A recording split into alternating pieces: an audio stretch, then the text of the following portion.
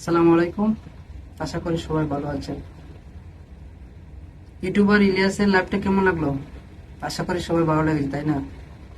যারা জামাতি তাদের অবশ্যই ভালো লাগবে, আর যারা বিএনপি করেন তাদের গায়ে হয়তো কিছু লেগেছে, কারণ তাদের নেতাকেও পচানোর চেষ্টা করা হয়েছে।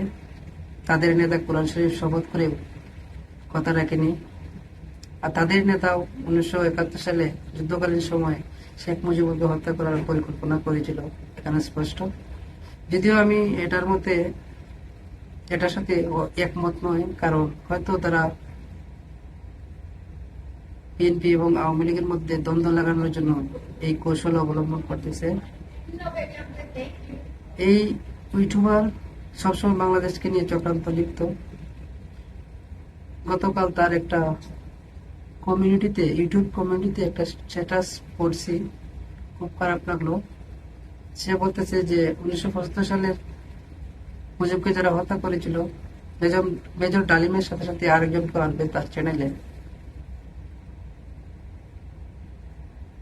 সে একজন জামাতি, সে নিজেও বলেছে সে বিহারি সন্তান। যারই সন্তান হোক, জামাতি আর রাজাকার যে বা বিহারি যারই সন্তান হোক, তার জন্য এটা পাপের নয়। যখন মানুষ কোনো কিছু দেশের বিরুদ্ধে বা ব্যক্তির বিরুদ্ধে, ভালো মানুষের বিরুদ্ধে উঠে পড়ে লেগে, এটাই হচ্ছে তার দোষের।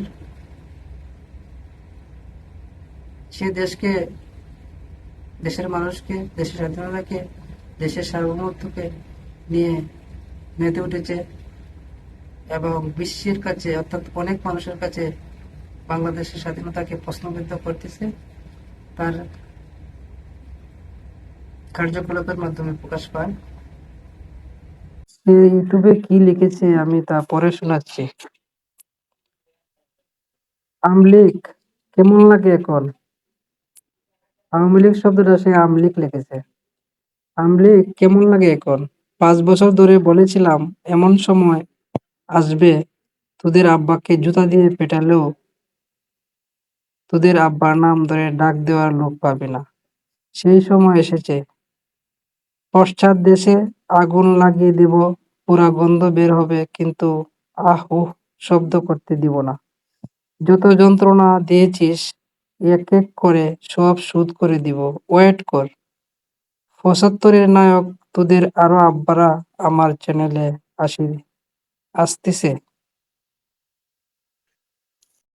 স্ট্যাটাসটা তো পরে শোনালাম, কেমন লাগলো? যারা আওয়ামী লীগ করেন হয়তো জলে পড়ে মরতেছেন যে তাকে কোনো কিছু করবেন। কোনো কিছু করার আগে চিন্তা করুন, শারীরিক নির্যাতনের চেয়ে ব্রেন দিয়ে কাজ করবেন কিভাবে তাকে মোকাবেলা করা যায়।